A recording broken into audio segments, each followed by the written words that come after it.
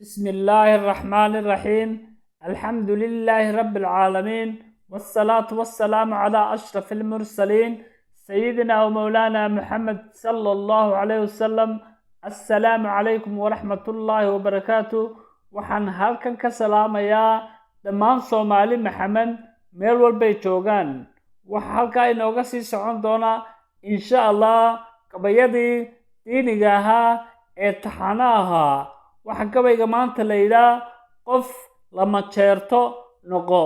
wuxuuna ka hadlayaa inaad noqoto qof tusaale u ah ummadiisa oo lama jeerto oon laga maarmin. wuxuuna ku bilaabmayaa insha Allah sidan: qof samaha iyo milguhu ka dhex muuqdo noqo.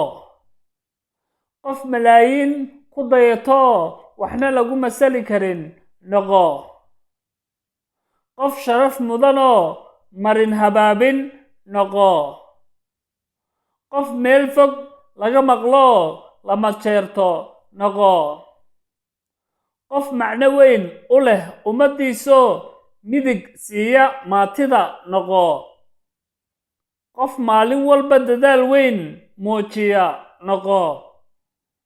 qof mu'minkiyo ka nabad galaan muslimku noqo.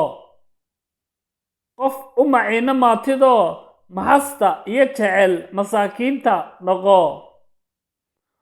qof miyir deganoo maskaxdiisa lama hadsho noqo.